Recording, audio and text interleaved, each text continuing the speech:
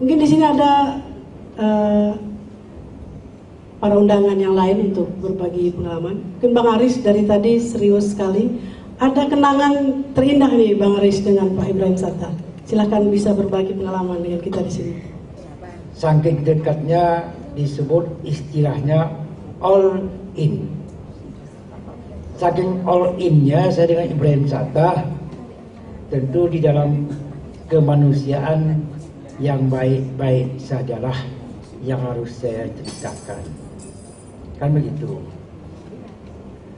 Ibrahim ini saya tidak akan bicara dia sebagai seorang penyair, tapi sebagai orang yang mengajarkan saya dalam berteater.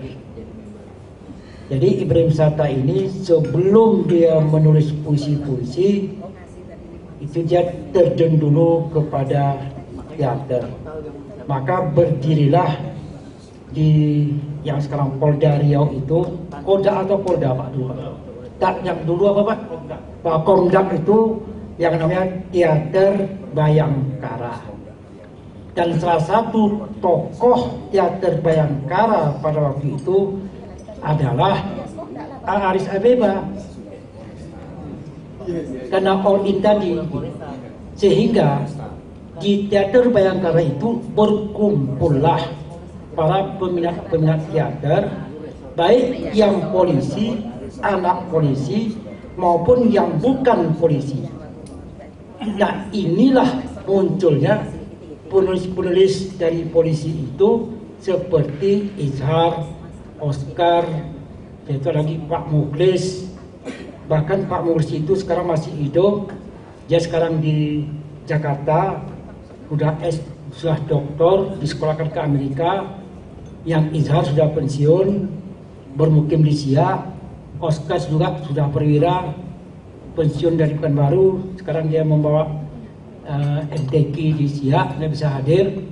Banyak sekali pihak keluarga polisi yang menjadi penyair pada waktu itu.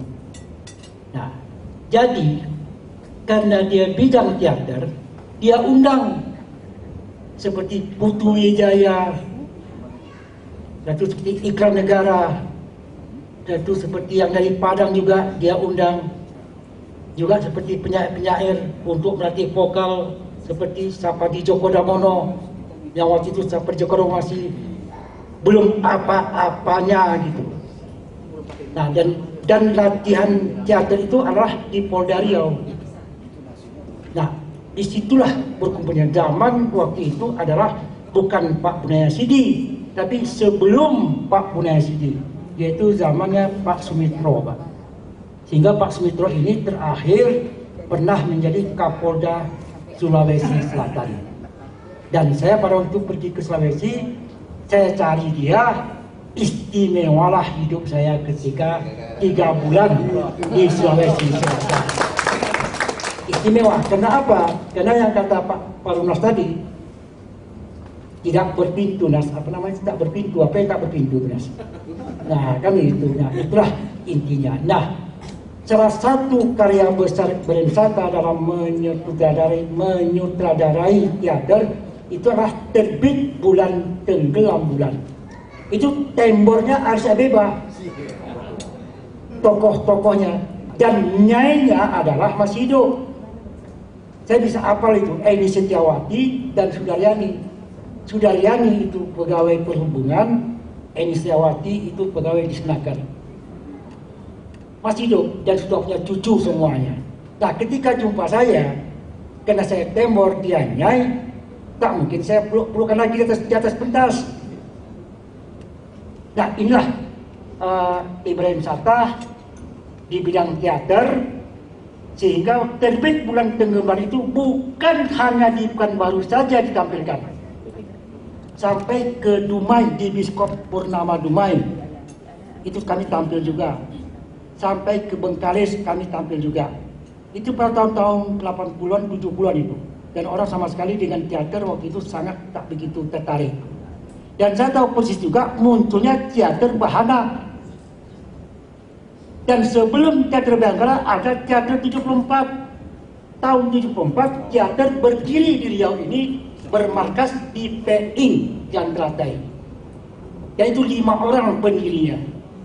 Nah, pendiri teater 74 itu seperti Zul Beros, mungkin pernah dengar nama Zul Beros, Wisnu, pengasuh Radio Sentrama, Rinaldi, pegawai BI, Ita Octavia, kalau sekarang kalau kita lihat Facebook, Witra Murad, Islam Indah, yang kini di Jakarta menjadi Muwaliwah, itu pendiri teater 74, dan juga saya yang sangat muda pada waktu itu.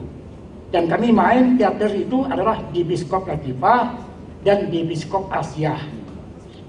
Nah, inilah proses teater, inilah banyak muncul penulis-penulis sehingga jadi penyair. Dan saya sendiri pada waktu itu bukan penyair, tapi adalah komen teater dan deklamator. Saya pandai menulis puisi ketika saya di kampus IAIN, karena pada waktu itu baru pandai melihat perempuan.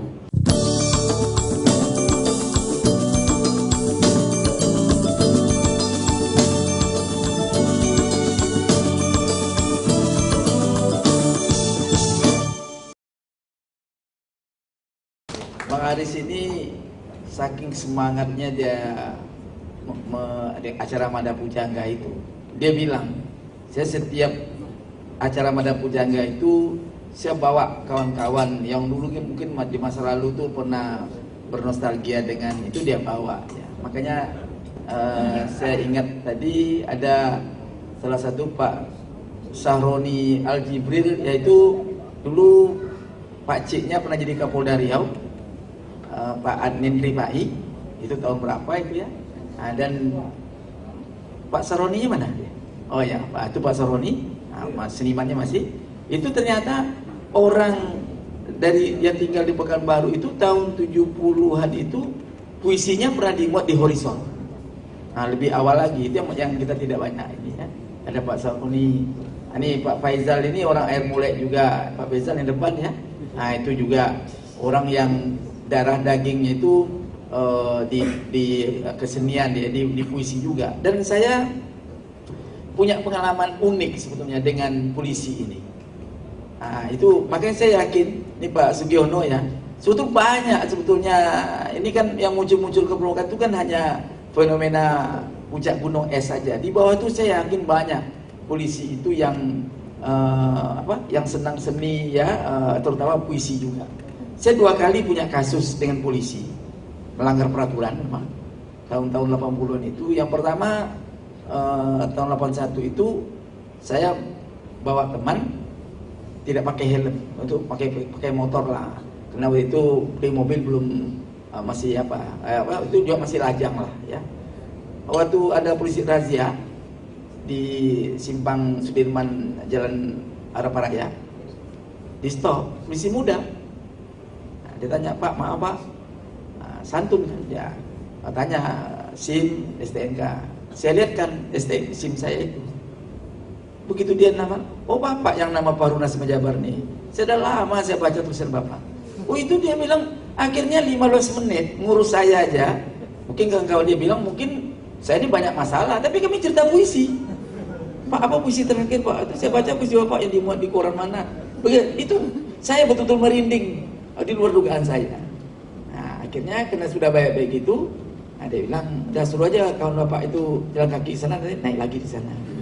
Itu kan karena pertemanan, karena puisi. Kasus kedua, saya juga langgar peraturan, SIM saya itu ditangkap karena nerobos lampu merah, pakai motor juga. Waktu itu saya tanya siapa nama polisinya, dia datang ke Polres. Nah, saya datang ke Polres, di pos jaga kan melapor, Pak, maaf, identitas saya tunjukkan lagi KTP saya. Di situ ada namanya itu Aibtu Indrajaya. Terus dia baca nama saya, oh Bapak yang Polres Jabar itu. Waduh, udah lama saya cari Pak, saya suka baca tulisan Bapak. Nah, akhirnya nanti saya cari Pak. Nah, dia urus memang. Waktu itu saya masih bawa, ini musibah juga bagi saya. Karena waktu itu saya bawa novel, naskah novel yang ada tebal 120 halaman, judulnya Prianti. Itu yang sedih betul, saya novel itu nggak dapat lagi. Jadi waktu dia lihat saya bawa novel ketikan itu, Pak, itu novel Bapak? Iya, naskah. Oh, pinjam saya, Pak. Antusias sekali dia mau minjam novel itu. Aduh, saya nggak punya lagi. Udah, Pak, paling 3 hari saya balikkan lagi. Akhirnya saya serahkan lah, karena dia udah juga berbuat baik menyelesaikan SIM saya yang ketangkap itu. Ya. 1 minggu kemudian saya datang, tanya, Pak Indrajaya ada, Pak? Oh, lapangan, Pak. Minggu kedua datang lagi di lapangan, Pak. Memang kebetulan nggak jumpa. 1 bulan kemudian, makin lama kan semangat untuk datang itu kan berkurang karena nggak jumpa terus. Akhirnya sampai 3 bulan lagi datang, nggak ada juga jumpa. Entah ada diberi tugas di mana. Udah makin orang nggak banyak tahu. Setahun kemudian, saya ingat itu novel Prianti itu. Saya datang lagi ke Polres itu. Nah, inilah jawabannya yang saya sedih betul saya. Bapak mau coba siapa, Pak? Pak Indrajaya, Pak. Hah? Nggak usah Bapak cari lagi, kata petugas piket itu. Loh, kenapa gitu? Dia gila, Pak, katanya. Gila. Nah, itu tadi Pak Faizal, saya ketemu Pak Faizal. Saya tanya tadi, Bapak di Polres, iya. Kenal nggak Pak Indrajaya? Oh ya, kawan saya dulu, itu orangnya ada cerita lah. Itu memang masuk rumah sakit jiwa dia dulu. Dan ambil besi muda ya Pak Faizal ya. Nah, itulah. Jadi kalau dari 2 kasus saya yang acak ya. Artinya satu saya ketemu di polisi di jalan, satu saya ketemu polisi di ini. Ini kan fenomena puncak gunung es saja. Yang saya ketemu aja nggak sengaja. Dua-duanya itu pencinta puisi berat, pencinta sastra yang berat. Saya pikir aplaus lah untuk polisi ini. Apresiasi terhadap puisi. Baik, pemirsa dan juga para hadirin sekalian, sebelum kita lanjutkan bincang-bincang kita ini, kita akan mendengarkan pembacaan puisi dari seorang penyair dan penulis muda yang karya-karyanya juga sudah banyak menghiasi surat kabar tidak hanya di Riau tapi juga di tingkat nasional. Kita jemput Muhammad Askalani NST.